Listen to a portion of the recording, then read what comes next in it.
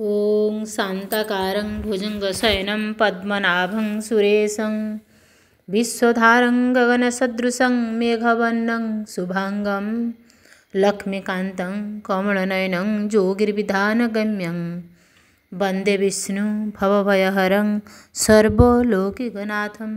श्रीमद्भागवतगीता द्वितीय अध्यायः। देवान् भावयुतानेन ते देवा भावयन्तु वः परस्परं भावयन्तः श्रेयः परं वा पश्यथ। ତୁମ୍ଭେମାନେ ଏହି ଯଜ୍ଞ ଦ୍ୱାରା ଦେବତାମାନଙ୍କୁ ଉନ୍ନତ କର ଏବଂ ସେହି ଦେବତାମାନେ ତୁମର ଉନ୍ନତି କରନ୍ତୁ। ଏହିପରି ନିଃସ୍ୱାର୍ଥପର ଭାବରେ ପରସ୍ପର ଉନ୍ନତି କରିବା ଫଳରେ ତୁମ୍ଭେମାନେ ପରମ କଲ୍ୟାଣ ପ୍ରାପ୍ତ ହୋଇଯିବ। ଇଷ୍ଟାନ୍ ଭୋଗାନ୍ ହି वो देवा दास्यन्ते यज्ञभाविताः तद्दत्ता न प्रदायेभ्यो जो भुङ्क्ते तेन एव सः। ଯଜ୍ଞ ଦ୍ୱାରା ସମ୍ବର୍ଦ୍ଧିତ ଦେବତାମାନେ ତୁମକୁ ବିନା ପ୍ରାର୍ଥନାରେ ବାଞ୍ଛିତ ଭୋଗ ନିଶ୍ଚୟ ପ୍ରଦାନ କରି ଚାଲିବେ।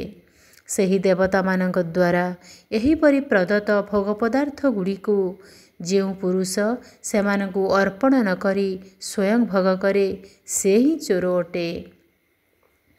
ଯଜ୍ଞଶିଷ୍ଟାସିନଃ ସନ୍तो ମୁଚ୍ୟନ୍ତେ ସର୍ବକିଳ୍ବିଷୈଃ ଭୁଞ୍ଜତେ ତ୍ୱଘଂ ପାପାଜେ ପଚ୍ୟନ୍ତାତ୍ମକାରଣାତ୍।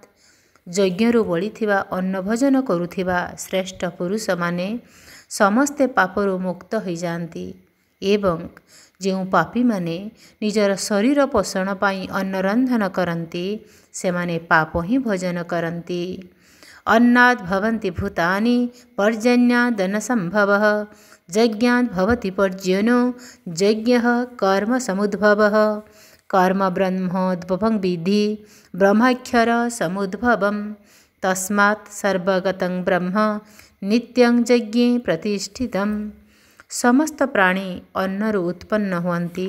अन्नर उत्पत्ति वृष्टिରୁ हुए। वृष्टि यज्ञରୁ उत्पन्न हुए एवं यज्ञ विहित कर्मରୁ उत्पन्न हुए।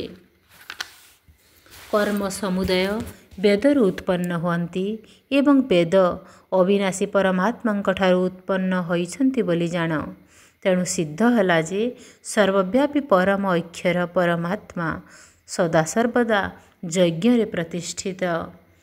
एवं प्रवर्तितं चक्रं नानुवर्तयति हजः अघायुरिन्द्रियारामो मघं पार्थ सजीवति। हे पार्थ, ଯେଉଁ ପୁରୁଷ ଏହି ଲୋକରେ ଏହି ପ୍ରକାରେ ପରମ୍ପରା କ୍ରମେ ପ୍ରଚଳିତ ହୋଇ ଆସିଥିବା ସୃଷ୍ଟିଚକ୍ରର ଅନୁକୂଳ ହୋଇ ଚଳେ ନାହିଁ ଅର୍ଥାତ୍ ନିଜର କର୍ତ୍ତବ୍ୟ ପାଳନ କରେ ନାହିଁ, ଇନ୍ଦ୍ରିୟମାନଙ୍କ ଦ୍ୱାରା ଭୋଗରେ ରମଣ କରୁଥିବା ସେହି ପାପାୟୁ ପୁରୁଷ ବୃଥାରେ ଜୀବନ ଧାରଣ କରେ। ବିମସ୍ୟାପି ଭଙ୍ଗୋ ମୁନିରପି ମତିଭ୍ରମ ଯଦି ସୁଧଙ୍ଗ ସୁଧଂ ବା ମମ ଦୋଷ ନ ବିଦ୍ୟତେ।